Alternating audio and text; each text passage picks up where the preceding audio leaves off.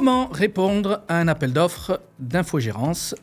Bonjour et bienvenue sur la chaîne YouTube de Laconia.fr, chaîne qui partage des trucs et astuces pour aider les petites entreprises notamment à répondre efficacement aux appels d'offres. Je m'appelle Mohamed, donc j'ai créé la méthode Laconia pour apprendre à répondre aux appels d'offres. Et dans cette vidéo, on va voir comment répondre à un appel d'offres en infogérance. Petite précision, donc la proposition de réponse que je vais vous faire, elle est très généraliste, elle peut correspondre à tous les cas de figure, mais si vous voulez utiliser les éléments de cette vidéo, à chaque marché, il faut que vous personnalisiez le contenu de votre dossier aux exigences de l'acheteur. Quand on répond à un appel d'offres, il faut fournir différents types de documents. Dans les documents que vous allez fournir, on va avoir d'un côté les pièces de la candidature et de l'autre les pièces de l'offre. Les pièces de la candidature permettent à l'acheteur de valider que vous pouvez bien postuler au marché et que vous avez les capacités professionnelles, techniques, financières de réaliser la mission. On y retrouve le formulaire DC1, le formulaire DC2 ou alors le DUM, et puis des attestations et certificats selon ce que l'acheteur vous demande dans le règlement de consultation. Pour pouvoir noter votre offre, l'acheteur a besoin d'une offre financière et de votre mémoire technique, en plus de l'acte d'engagement qui est à fournir pour justement vous engager à réaliser la prestation aux conditions indiquées dans les différents documents. Toute la partie candidature, elle est évoquée dans la formation 5 astuces pour monter des dossiers gagnants en une demi-journée qui est sur le site internet laconia.fr. Donc vous avez le lien de cette vidéo sur la description qui se situe en dessous.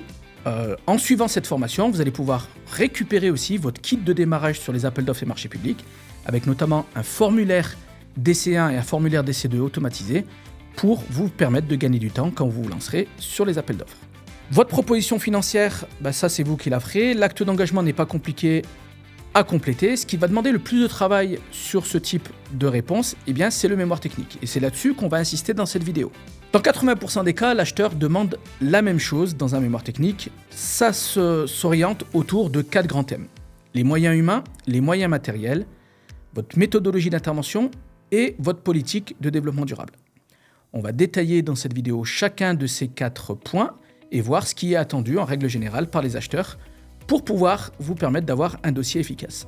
Commençons avec les moyens humains ou l'équipe dédiée à la réalisation de la prestation. Très souvent, ce que veut l'acheteur quand vous allez répondre à un appel d'offres, c'est désigner un interlocuteur référent. Cet interlocuteur référent sera le chef de projet et donc il sera en relation directe dans ses missions avec l'acheteur. Donc il va participer aux réunions, il va être chargé de réaliser les comptes rendus et d'assurer le lien en fait avec l'acheteur. Mettez bien en avant ses qualifications, son expérience et toutes ses références, notamment sur des projets qu'il a réalisés qui ressemblent à celui sur lequel vous allez postuler. En plus de cet interlocuteur, il faudra présenter votre personnel d'encadrement, alors là avec plus ou moins de personnes selon le dimensionnement de la prestation, et tous les opérateurs qui vont intervenir dans le cadre de la mission. Même principe, en précisant quelles seront leurs missions, quelles sont leurs qualifications initiales et en formation continue, quelle est leur expérience globale et dans le domaine concerné, et puis des références de prestations sur lesquelles ils sont intervenus. Parfois, vous pouvez être amené aussi à présenter votre politique de gestion des ressources humaines, donc tout ce que vous mettez en place en termes de recrutement et de recours à d'autres formes de collaboration, comme de la sous-traitance, voire potentiellement de l'intérim sur des cas un peu spécifiques. Comment vous intégrez et comment vous permettez aux nouvelles recrues d'adhérer aux valeurs de votre entreprise et de vite monter en compétences. Comment vous assurez aussi la formation et le développement des compétences des salariés qui sont déjà dans l'entreprise. Et quelles sont vos méthodes et vos actions pour fidéliser et motiver les salariés. Tout cela démontrera que votre équipe est très qualitative. En plus des moyens humains, il faut aussi présenter les moyens matériels que vous allez mobiliser pour réaliser les prestations. On va les présenter de manière très structurée, en présentant d'abord tous les moyens généraux, vos locaux, les bureaux, les véhicules, notamment qui permettent d'assurer les interventions, tout votre parc informatique et l'infrastructure réseau que vous avez et qui vous permet de bien servir les clients.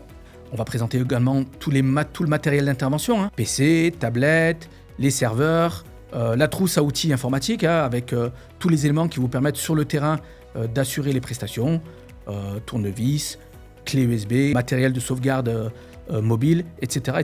Toujours dans les moyens matériels, vous allez pouvoir présenter les logiciels qui vous permettent d'intervenir, donc notamment logiciels de supervision, monitoring, les logiciels qui vous permettent de gérer les demandes, donc logiciels de ticketing ou de helpdesk, mais également les logiciels de prise en main à distance, comme TeamViewer par exemple, pour démontrer comment vous allez assurer la maintenance avec l'acheteur ou avec les équipes de l'acheteur quand il y aura des besoins. En fonction des marchés, on peut être amené aussi à présenter d'autres éléments, notamment tout ce que vous utilisez comme logiciel ou comme matériel dans le cadre des sauvegardes, tout ce que vous mettez en œuvre en termes de sécurité, donc là aussi les logiciels que vous utilisez ou le matériel que vous pouvez être amené à utiliser, ainsi que les logiciels de gestion de projet qui vont vous permettre de réaliser la prestation selon les désirs et attentes de l'acheteur. Moyens humains, moyens matériels, passons aux méthodologies de travail qu'il faudra également détailler dans le cadre de votre mémoire technique. Donc vous, toutes les méthodologies de réalisation des prestations, en règle générale, on va en présenter une par type de prestation, de la phase préparatoire à la phase de mise en route, en passant par tout ce que vous allez faire au niveau de la phase d'exécution et la phase de test et de validation. Ce qui est important dans une méthodologie, c'est de, à chaque étape, présenter les tâches réalisées, les ressources mobilisées, humaines et matérielles, les objectifs de la tâche, ainsi que le délai pour réaliser cette tâche. Ce qui peut intéresser l'acheteur au-delà de votre capacité à réaliser les prestations selon ses exigences, c'est aussi comment vous allez gérer les commandes. Alors, tout ce qui se passe entre la réception du bon de commande au sein de votre entreprise jusqu'à la mise en place de la prestation voulue par l'acheteur, en passant par la phase de planification et préparation. Sur le même principe, à chaque étape, on explique qui fait quoi, comment, où, pourquoi et en combien de temps. Autres types de méthodologies qui sont demandées par les acheteurs, c'est tout ce qui concerne la gestion des aléas, notamment dans votre cas, la gestion des incidents. Donc comment vous apercevez que les incidents ont lieu en fonction, selon si c'est un utilisateur qui vous prévient ou alors si via votre logiciel de supervision, vous avez connaissance des aléas. Tout ce que vous allez mettre en œuvre et les causes pour pouvoir proposer une solution de résolution, de suivi de cette résolution, de suivi de la satisfaction de l'acheteur et des équipes de l'acheteur, et tout ce que vous allez mettre en œuvre, là aussi, pour clôturer l'incident et pour que le retour d'expérience vous permette de vous améliorer et de limiter les risques que ça réapparaisse. Les acheteurs publics notamment sont de plus en plus adeptes du développement durable, ils sont de plus en plus sensibles à ces questions-là. Donc là aussi, dans le cadre de votre réponse, vous allez devoir présenter toutes les actions que vous mettez en œuvre, à la fois sur le plan social, sociétal et environnemental, au niveau de la politique d'achat, de la gestion des déchets, de la limitation des déplacements, la formation et la sensibilisation des équipes sur ces problématiques-là, votre participation au développement local et les actions que vous pouvez mettre en œuvre pour aider des personnes à s'insérer dans le monde professionnel. On peut penser à tout un tas d'autres éléments dans le cadre de cette rubrique, notamment mettez en avant le fait que vous utilisez du matériel de type reconditionné par exemple. Et ça, vous allez pouvoir le présenter globalement, mais aussi spécifiquement dans le cadre de la mission pour laquelle vous postulez. Ça intéresse l'acheteur de savoir comment vous allez pouvoir limiter l'impact de votre activité sur l'environnement. Voilà donc tous les thèmes à aborder dans le cadre de la réponse à un appel d'offres d'infogérance. Si jamais vous avez des questions, n'hésitez pas à les poser en commentaire, je me ferai un plaisir d'y répondre.